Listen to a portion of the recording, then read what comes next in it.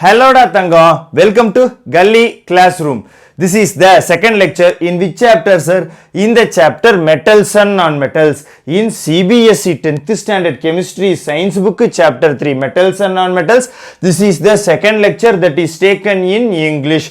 This is the second lecture that is taken in English. Sir, where can I find the Tamil version of the same lecture?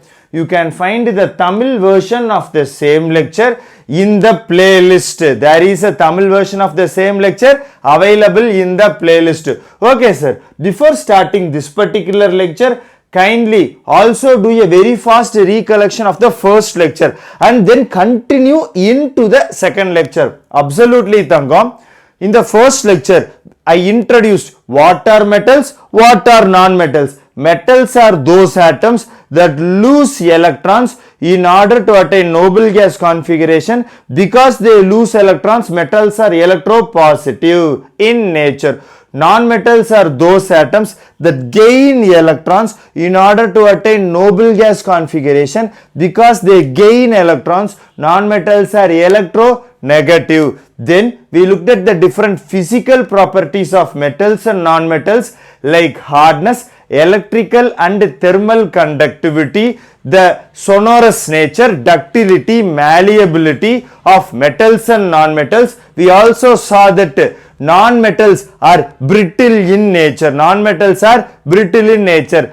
They can be broken into very small pieces. Okay sir, okay sir. And we also saw about the different exceptions for both metals and non-metals with respect to their physical properties. Then we went into the chemical properties of metals. We saw how metals react with oxygen. We saw that not all metals react with oxygen at the same rate. In fact, we saw that different metals react with oxygen at different rate.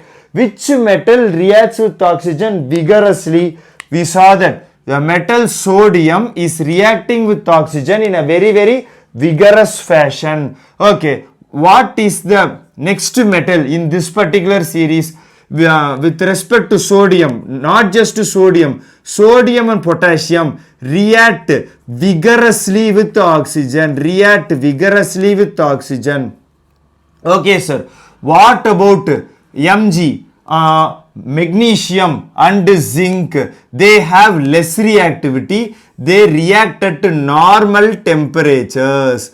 Magnesium and zinc react with oxygen at normal temperatures and form an oxide layer. This oxide layer protects the metal lying underneath from further oxidation. This particular oxide layer protects the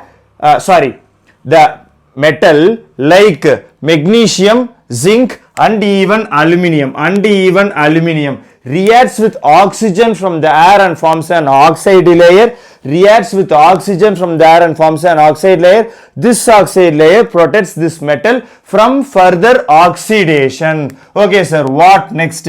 Next is we have iron and copper. Iron and copper react with oxygen but only at high temperatures. They react with oxygen but only at high temperatures. Even less reactive is silver and gold. Even less reactive is silver and gold. They do not react with oxygen. They never react with oxygen even at very high temperatures. Even at very high temperatures. This is basically how metals react with oxygen. By looking at how metals are reacting with oxygen, we can understand the reactiveness of different metals. We can say that sodium is more reactive than magnesium, magnesium is more reactive than zinc, zinc is more reactive than iron, iron is more reactive than copper. Okay sir, okay sir. But let me be clear. Here we have only studied about how metals are reacting at different rates with oxygen. You need to analyze how metals react with water, how metals react with other salts, how metals react with acids in order to form a complete reactivity series of metals. Sir, what is reactivity series? Reactivity series is a series, is an arrangement of metals which shows the most reactive metal to the one side and the least reactive metal to the other side. So the reactivity series of metals is simply an arrangement of metals which shows the reactive nature of metals, which shows the most reactive metal on the one side and the least reactive metal on the other side. Okay sir, okay sir.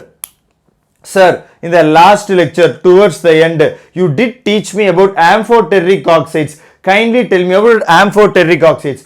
Before understanding about amphoteric oxides, you need to understand about metal oxides. All metal oxides are basic in nature. All non-metal oxides are acidic in nature. Sir, how am I supposed to remember this? It's very easy. Look here. Am I getting a M over here? Yes sir. Put this M like this. So all metallic oxides are basic in nature. How am I supposed to remember non-metallic oxides are acidic? Here, don't you find a if you put a line over here in this N, if you put a line like this, doesn't this look like a? So non-metallic oxides are acidic in nature. This is very simple idea. Metallic oxides are always basic in nature, non-metallic oxides are always acidic in nature. Okay sir, okay sir. But I think there are some exceptions of metal oxides called as amphoteric oxides. These metal oxides behave as bases and acids depending on the situation. These metal oxides behave both as acids and bases depending on the situation. These are called as amphoteric oxides. Amphoteric oxides are nothing but metal oxides that behave as bases and acids, depending on the situation. A good example for amphoteric oxide is Al2O3, aluminium oxide, and ZnO. Let us look at how aluminium oxide reacts both as bases and acids. Okay sir, let us go for the reaction. Let us take aluminium oxide Al2O3. I am going to put it with, let us say, hydrochloric acid. What is happening? Aluminium is more reactive than hydrogen. So aluminium comes over here, pushes hydrogen out, and it combines with chlorine to form AlCl3. So here what is left out? Here oxygen is left out, here hydrogen is left out. Oxygen and hydrogen combine with each other to form water. Oxygen and hydrogen combine to form water. So what is happening? Here you are getting a salt plus water, and an acid is combining with something to form salt plus water. So acid only when it combines with a base will get salt and water. So here Al2O3, aluminium oxide, is behaving as a base.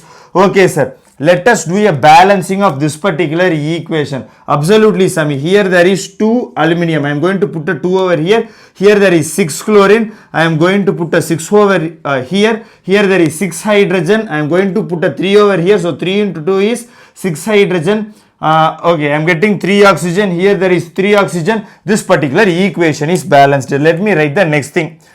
Next thing is Al2O3 is combining with NaOH, sodium hydroxide or caustic soda. Here what is being formed? Sodium aluminate is being formed, NaAlO2, and you are getting H2O, water. Okay, let us first check what is happening. Here a base is combining with something in order to form a salt and water. Only an acid will combine with a base in order to form salt plus water. So here aluminium oxide is behaving as a base. Here aluminium oxide is behaving as an acid. So aluminium oxide behaves as a base and an acid depending on whether you are adding a base or an acid towards it. That is why it is called as amphoteric oxides. Are you able to understand the idea of amphoteric oxides? Absolutely sir, absolutely sir. Excellent. Now let us learn about the today's topic, anodizing. What is anodizing? We have already learnt that certain metals such as aluminium form a layer of aluminium oxide over it. Aluminium reacts with the oxygen in the air, forms a layer of aluminium oxide. This aluminium oxide protects the aluminium lying underneath from further oxidation. So, if you are able to form a very thick layer of aluminium oxide, let me repeat myself. If you are able to form a very thick layer of aluminium oxide, the aluminium will be protected in a very nice manner. The aluminium lying under the thick layer of aluminium oxide will be protected in a very nice manner. So, how am I supposed to get a thick layer of aluminium oxide? This can be done by a process called as anodization. So, let us say we have an aluminium. So, we have an aluminium layer. This aluminium layer is going to react with the oxygen that is present in the air and form aluminium oxide. This is Al2O3. This is the protective layer which is protecting the aluminium from further oxidation. But we need to increase the thickness of this particular aluminium oxide. How are we going to do this? We are going to do this by a process of electrolysis. So, in electrolysis, we have two electrodes. These two electrodes are termed as anode and cathode. Sir, kindly help us understand anode, cathode, anion, cation in a very clear manner. Absolutely, Tangam. First, let me teach you about anion and cation. When I was studying in my primary school, there was this miss called as Annie Miss. There was this teacher called as Annie Miss. Like it used to be her prerogative to always criticize me. When she gets into the class, she looks at me, makes me stand, gives me some punishment. This used to happen always. So, dedicated to Annie Miss, anion, I have always considered to be negative ion. Anion is negative because Annie Miss always punishes me even for nonsense issues, even for simple things. So, based on Annie Miss, anion is negative. If you are having a cat in your home, you will have a lot of fun because a cat always does a lot of entertaining things. So, cation is always positive ion. Okay, sir. Anion is negative. Because anion is negative, it will be attracted towards the positive electrode. It will be attracted towards the positive electrode. This particular positive electrode.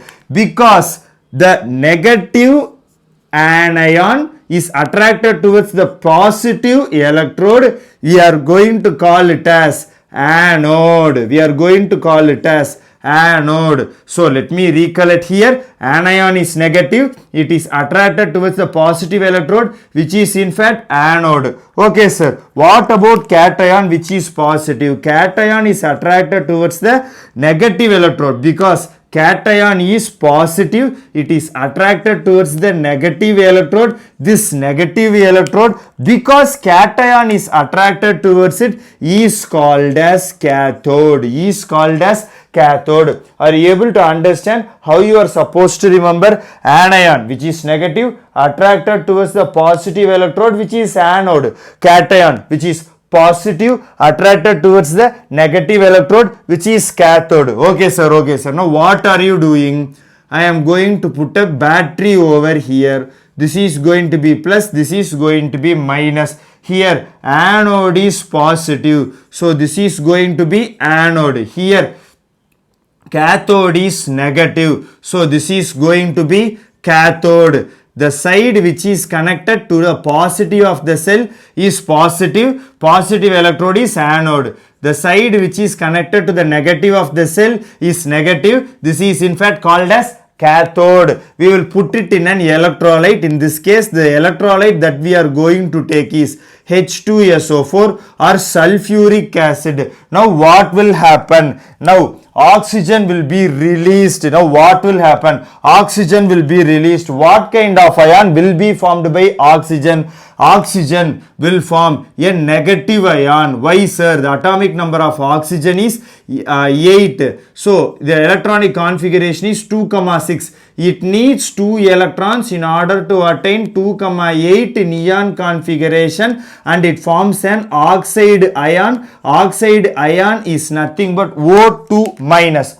Oxide ion is nothing but O2 minus. This O2 minus will be attracted towards the positive side of the electrode, which is your anode. So this O2 minus, this O2, sorry, I'm getting this right? No.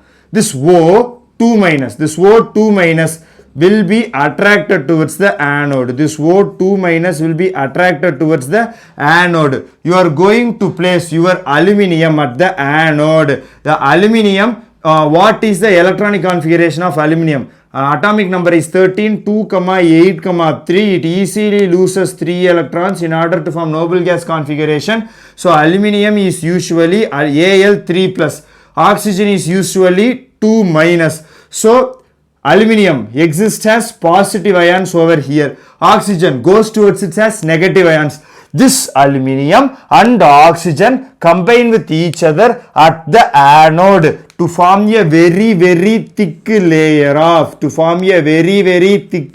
of aluminium oxide. This is called as anodization because it is happening in the anode. Anodizing, forming of thick oxide layer on aluminium in order to prevent further corrosion. Oxygen at the anode is reacting with the aluminium at the anode to form a thick layer of aluminium. Are you comfortable with how we are learning anodization?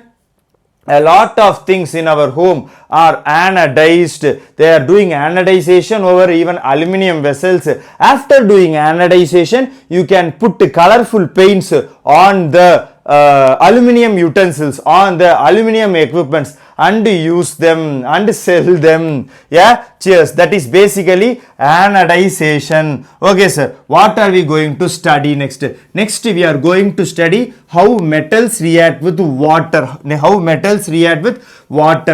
Okay, let us take a couple of nice reactive metals. What metals, sir? First we will try to study the reaction of metals such as sodium and potassium with water. Before studying the reaction of metals like sodium and potassium with water, let us try to understand the general equation of what is happening when metals react with water. So the general equation is something like this. When metals are reacting with water, what is happening? The metals, when they are more reactive, they immediately displace hydrogen and form metal oxide.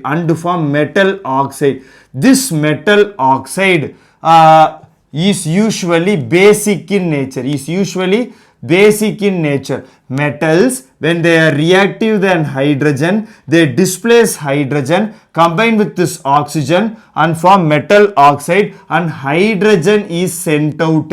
Not all metal oxides are dissolvable in water, but some metal oxides are dissolvable in water. For those metal oxides that are dissolvable in water, let me repeat, metal oxides that are dissolvable in water will combine with water and form metal hydroxides Let me repeat myself. Metals, they displace hydrogen from the water and form metal oxides. Hydrogen is sent outside. Not all metal oxides are dissolvable in water. A lot of metal oxides do not dissolve in water. Sir, give us an example. Iron oxide does not dissolve in water. Copper oxide does not dissolve in water. But sodium oxide dissolves in water. So metals like sodium and potassium form oxides which can be dissolved in water to form metal hydroxides. Okay sir. Now let us write a couple of nice reactions to understand this. Okay Karna, let us take K. K stands for potassium. I am putting K with water. What kind of water, sir? I am putting it with cold water. Okay, now what is happening? Potassium, when I put it with water, immediately it is forming potassium oxide, which is basic in nature, that in turn combines again with water and forms potassium hydroxide. So I am writing the last product over here. First potassium displaces hydrogen, it becomes potassium oxide, but potassium oxide once more reacts with cold water and forms potassium hydroxide plus H2 plus heat energy. Okay sir. Now let us balance this particular reaction. How are you supposed to balance this reaction? Okay, here there is 2 hydrogen. So here there is a single hydrogen. I need to put a 2 over here. Why sir? Because this is an odd number of hydrogen. I want to convert this hydrogen into even number. The only way to do it is by putting an even number over here. The smallest even number is 2. So I am putting 2 over here. What next? Here potassium also becomes 2. Here oxygen also becomes 2. Here 2 into 2, 4 hydrogen. Here 2 plus 2, 4 hydrogen. This hydrogen is sent outside. This is basically a balanced equation of how potassium reacts with water to form potassium hydroxide. Let us write the next reaction. Let us write the reaction of sodium with water. Sodium, when you are putting it with cold water, it reacts immediately, vigorously in order to form first sodium displaces hydrogen and forms sodium oxide. That sodium oxide once more mixes with water in order to form NaOH, in order to form caustic soda or sodium hydroxide plus H2 and heat energy Okay sir. Obviously do balance this particular equation once more. Here there is only 1 hydrogen. Here there is an even number of hydrogen, odd number of hydrogen. I need to convert this 1 hydrogen into the smallest even number possible, which is 2. Once I have done this, sodium becomes 2. Then the number of oxygen becomes 2. Here 2 into 2, which is 4 hydrogen. Here 2 plus 2, 4 hydrogen. This is a balanced equation. This particular reaction is very, very special. Why sir? Tanga, here what is happening is a lot of heat energy is being released. And this heat energy immediately explodes the hydrogen with a popping sound. Hydrogen is released by the reaction of sodium with water, by the reaction of potassium with water. But here what is happening? The hydrogen released is immediately exploded by the heat energy. The hydrogen released immediately undergoes combustion due to the heat energy released during the combination of sodium and potassium with water. How sir? Just like this. It simply explodes. Just like this. It simply explodes. Okay sir, fine. I am able to understand why you need to keep sodium and you need to keep potassium and sodium in kerosene. You should not allow both water and oxygen in order to come contact. You should not allow water and oxygen to come in contact with sodium and potassium. Sodium and potassium are extremely reactive and they will combine even with the moisture in the air. To react, it will form hydroxides. It will immediately release hydrogen. It is an exothermic reaction and immediately the hydrogen will explode with a popping sound. That is fine. So here I have talked with about reaction of potassium and sodium with water. The reaction of potassium and sodium with water. What is the next reaction sir? Let us study about the reaction of calcium with water. So calcium, once more, it is combining with water. Immediately it will form. What it will form? It will form calcium oxide. But calcium oxide is dissolvable in water. Calcium oxide will dissolve in water to form calcium hydroxide. And H2 will be released. Okay sir. How am I supposed to balance this particular equation? Here there is 2 oxygen. So I am simply going to put a 2 over here. Here there is 2 into 2, 4 hydrogen. 2 plus 2, 4 hydrogen. This particular reaction is balanced. Okay sir. What next?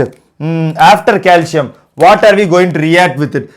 Here calcium can be put in cold water. This is also an exothermic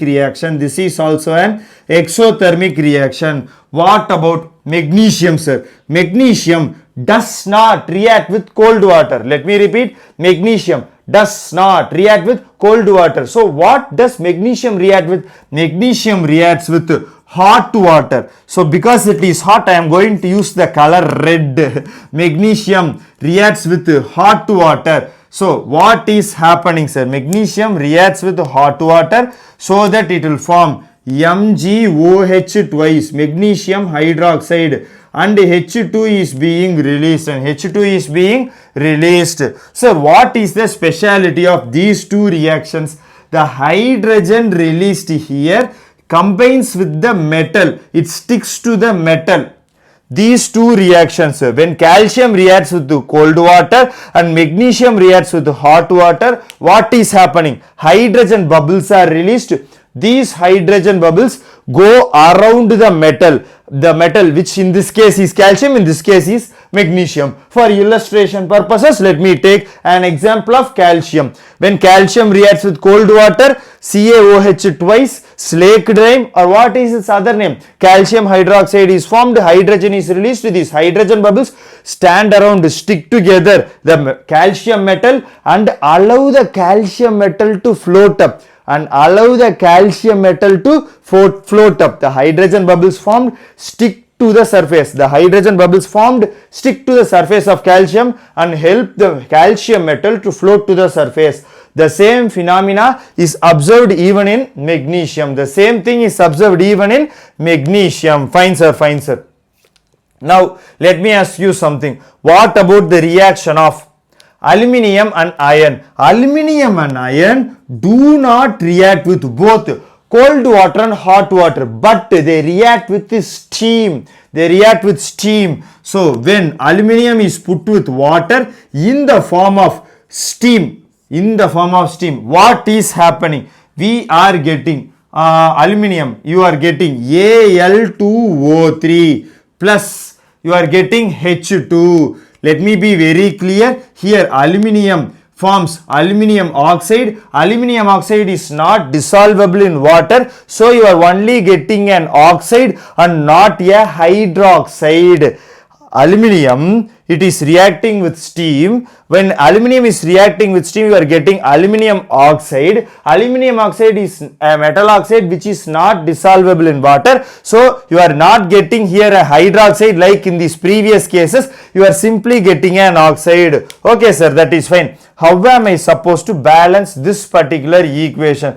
Okay, let us balance this equation as here there is 3 oxygen. I am going to put a 3 over here. Here there is 6 hydrogen, 3 into 2. I am going to put a 3 here, 6 hydrogen. I have a 2 aluminum over here. I am going to put a 2 over here. We are getting a balanced equation. What about with iron? Even with the iron, iron does not react with cold or hot water. It reacts only with steam. You are getting, what are you getting? You are getting Fe3O4 and H2 is being released,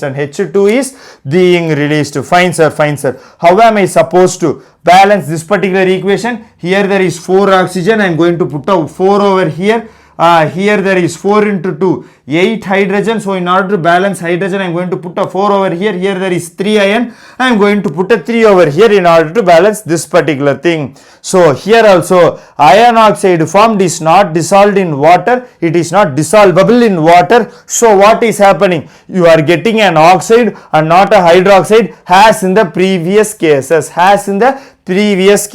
Yeah. Okay, sir. Now we have understood how sodium and potassium react with water, how calcium and magnesium reacts with water, how aluminium, iron, zinc, they also react with water. Aluminium, iron, zinc react with only steam. Let us be very clear. Aluminium, iron, zinc react with only steam. Okay, sir. What next? The next is we have very less reactive metals like lead, copper, silver and gold. They do not react with water at all. Even if you send water as steam, even if you send water as boiling steam, lead, copper, silver and gold do not react with water.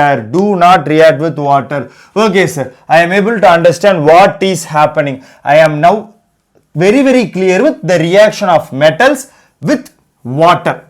I am understanding that very reactive metals like sodium and potassium react explosively with water. Some metals like calcium and magnesium form hydrogen bubbles. These hydrogen bubbles stick to the metals and they rise to the surface. Some metals like aluminium and iron, they react with steam only steam. They do not react with cold and hot water. And metals like copper, lead, gold and silver, they do not really react with any form of water even as steam. Do not react with any form of water even as steam. What about the reaction of metals with acids? Do write a couple of reactions in order to understand that particular thing. Absolutely. Other than a very few metals which are very less reactive like copper, mercury, silver, gold and platinum, all other metals react with dilute H2SO4, dilute sulfuric acid and dilute hydrochloric acid. Sir, do give us some examples. Metals, they combine with acids and what do? These metals do a single displacement reaction. Acids contain hydrogen. In fact, what is the definition of acids? When an acid is dissolved in water, it immediately furnishes a H plus ion, a hydrogen ion. A substance which furnishes a H plus ion when dissolved in water is called as an acid. A substance that furnishes a OH minus or hydroxide ion when dissolved in water is called as a base. This is basically the definition of an acid and a base. So an acid must contain hydrogen ion. This hydrogen ion, what is happening? It is displaced outside, sent outside as hydrogen gas by the metal and it forms a salt. Sir, do give us a couple of good examples. Let us start with hydrochloric acid. Absolutely, zinc. It reacts with hydrochloric acid and it forms ZnCl2. Hydrogen is sent outside. Zinc is more reactive than hydrogen. Hydrogen is sent outside via single displacement reaction. And you are getting a salt over here and you are getting a salt over here. Fine sir, fine sir. So hydrogen is evolved. Let us go for the next reaction. Before going for the next reaction, do balance this particular equation, sir. Here there is 2 chlorine. I am going to put a 2 over here. Hence this equation is balanced. Next is I am taking magnesium. I am putting once more with hydrochloric acid. I will get MgCl2. Here also magnesium is more reactive than hydrogen. It will simply push hydrogen out and you will get a hydrogen gas which obviously burns with a popping sound. Here you are getting a salt. Here you are getting a magnesium salt or metal salt. Do balance this equation, sir. Obviously here there is 2 chlorine. Let me put a 2 over here. Hydrogen is balanced. Magnesium is also balanced. Let us go for the next reaction. Next I am going for iron. Iron reacts with once more hydrochloric acid in order to form FeCl2 and once more hydrogen is sent outside. Fine. How am I supposed to balance this particular equation? Here there is 2 chlorine. I am going to put a 2 over here. Hence this particular equation is balanced. Let us even take another metal. Let us take aluminium. Aluminium, it can combine with hydrochloric acid in order to form aluminium chloride which is AlCl3. Here this aluminium is more reactive than hydrogen and it simply sends the hydrogen outside as hydrogen gas. Fine sir. Let us balance this particular equation. Here let us check. Here there is 3 chlorine. If I put a 3 over here, what is happening? Here hydrogen is becoming 3. Here hydrogen is 2. So in order to accommodate this even number, I need to get an even number over here. So the first even multiple of 3 is 6. The first even multiple of 3 is 6. So I am putting a 6 over here. What next? Here immediately I need to balance this one. I need to get 6 chlorine. So I will put 2 over here. I am getting 2 into 3, 6 chlorine. What next? Here there is 2 aluminium. I need to put a 2 over here. Let us check hydrogen. Here there is 6 hydrogen. I need to put 3 over here. 3 into 2 is 6 hydrogen. Hence this particular equation is absolutely balanced. All these reactions are different metals which are reacting with hydrochloric acid in order to form salt and hydrogen is sent outside, obviously, which burns with a popping sound. Okay sir. Now let us take a couple of examples with sulfuric acid.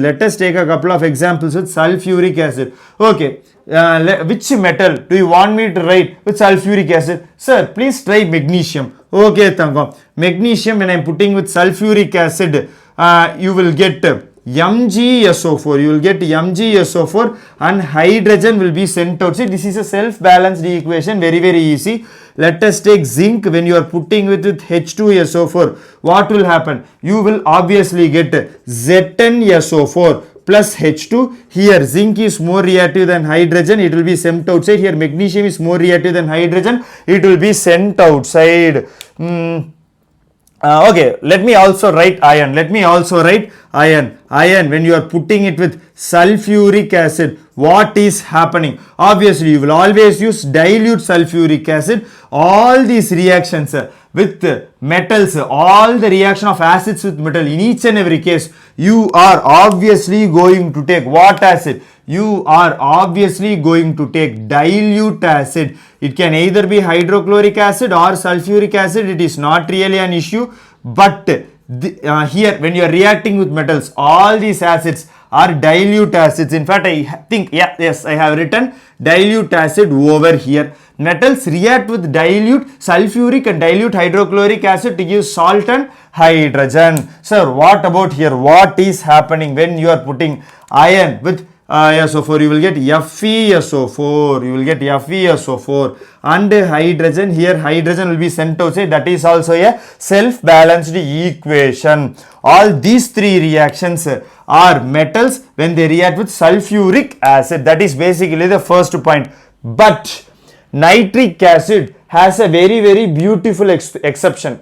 What, sir? Nitric acid is a very good oxidizing agent. What is nitric acid?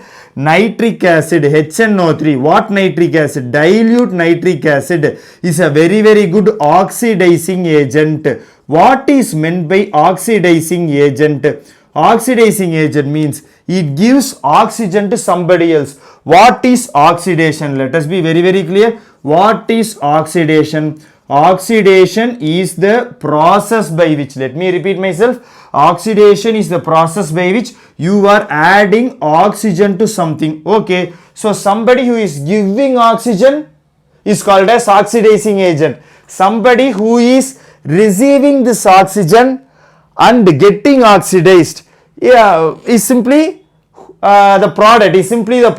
The one who is providing the oxygen is called as oxidizing agent. Because the oxidizing agent is providing oxygen, somebody is getting oxygen and they are getting oxidized. Addition of oxygen, oxidation. Addition of oxygen, oxidation. Who is going to give the oxygen in this particular condition? Dilute HNO3 has the nature to provide oxygen for oxidation and hence it is called as an oxidizing agent. Fine sir. Because of this, what will happen? If you are putting HNO3 in this case, what will happen? HNO3 will immediately oxidize hydrogen to water. HNO3 will immediately oxidize hydrogen to water. Because HNO3, what will happen? Let us say you are taking some metal. I want to rub this particular equation alone. Let me use blue color to illustrate this separately. Let us take a metal. I am putting it with dilute HNO3. So what is supposed to happen? You will get a salt and you will get hydrogen. But HNO3, being an oxidizing agent, it will give oxygen to this hydrogen. Oxygen and hydrogen will combine. And they will form water. Because HNO3 is providing oxygen, HNO3 in turn will get reduced to one of its nitrogen oxides like N2O, NO and NO2. Like N2O, NO and NO2. What will happen? Dilute HNO3 because it is losing oxygen. Addition of oxygen is oxidation. In the same way, losing oxygen is called as reduction. Here, hydrogen is gaining oxygen, hence it is called as oxidation. Here, dilute HNO3, it is losing oxygen, hence this is the oxidizing agent. This is the oxidizing agent because it is losing oxygen. it is undergoing reduction. It is undergoing reduction and forming one of the nitrogen oxides N2O, NO1, NO2. N2O, NO1, NO2. Right. Are you comfortable with these 2 points? But magnesium and manganese are exceptions. In this case, magnesium and manganese are exceptions. Usually all metals, let me repeat, all metals except magnesium and manganese. Magnesium atomic number 12 and manganese atomic number 25, except magnesium atomic number 12 and manganese atomic number 25. What do? They react with nitric acid using the same idea. Metal plus dilute acid will give you salt plus hydrogen. Metal plus dilute acid will give you salt plus hydrogen. All metals, what do? All metals, when they react with the dilute HNO3, because it is an oxidizing agent, it provides, what does it provide? Oxygen, converts the hydrogen released to water, and dilute HNO3, because it is losing oxygen, loss of oxygen is called as reduction, because it is getting reduced, it is getting converted to one of the nitrogen oxides N2O, NO or NO2. But which two are the exceptions? The two exceptions are manganese and magnesium. Okay sir, how does manganese and magnesium react? Manganese and magnesium combine with HNO3 like this. Let me write Mg plus HNO3. You will get MgNO3 twice plus H2 Also Mn plus HNO3 will give you MnNO3 twice plus H2. Yeah, because magnesium is more reactive than hydrogen. It will simply displace this hydrogen. This hydrogen will be sent outside. Manganese is more reactive than hydrogen. It displaces the hydrogen. This hydrogen will be sent outside, and this is the compound that is being formed. How am I supposed to balance this equation? Here there is 2 hydrogen. Let me put a 2 over here. The rest is balanced. Here there is 2 hydrogen. Let me put a 2 over here. The rest of the equation is balanced. This is an exception reaction. All other metals, what do? All other metals, when they combine with dilute HNO3, they form water. Why? Even though hydrogen is formed, this hydrogen combines with oxygen provided by the dilute HNO3, because dilute HNO3 is a very good oxidizing agent, and this oxygen provided combines with hydrogen, forms water. The dilute HNO3, because it is giving away hydrogen, what is it doing? It is getting converted, it is getting reduced to N2O, NO1, NO2. Okay sir, I am comfortable with the second point. So basically manganese and magnesium are exceptions when metals are reacting with nitric acid. When metals are reacting with dilute nitric acid, which are the exceptions? Manganese and magnesium are exceptions. Usually water is formed because who is providing oxygen? HNO3 is providing oxygen. Okay sir. You have repeated this ample number of times. Simply go to the next topic. Absolutely. Let us try to understand what is Aqua Regia. When you are putting gold in hydrochloric acid, gold is not dissolving. When you are putting gold in nitric acid, gold is not dissolving. But when you prepare a fresh mixture of concentrated hydrochloric acid is to concentrated nitric acid in a ratio of 3:1. What is happening? You are getting Aqua Regia. In Latin it is called as royal water, and this is capable of not just dissolving gold. Aqua Regia, royal water in Latin, can also dissolve platinum along with gold. So if you want to dissolve platinum and gold, you can simply prepare a mixture of Aqua Regia, which is Latin in royal water. Sir, what is the proportion of Aqua Regia? Aqua Regia is simply 3 parts of concentrated hydrochloric acid, 1 part of concentrated HNO3. So there are 3 parts of concentrated hydrochloric acid and there is simply 1 part of concentrated HNO3. This is a highly corrosive fuming liquid that can dissolve even gold and platinum. And that's basically the end of our lecture. I sincerely hope that you guys enjoyed the English version of this lecture. Yeah. Obviously, if you like our videos, like our channel, do subscribe to our channel. It helps our channel a lot. If you obviously subscribe to it, click the bell icon so that you can keep in touch with me. I will be uploading all videos for physics, chemistry, biology, what else sir? Mathematics, economics, history, geography, all subjects right here at Gully Classroom. With me, Muthukumar, I will be teaching you all subjects with excellent clarity. I will be teaching you all the subjects with excellent clarity. I hope you guys enjoyed this lecture as much as I enjoy taking this lecture to you guys. Cheers and thank you. Bye. Cheers and thank you. Bye.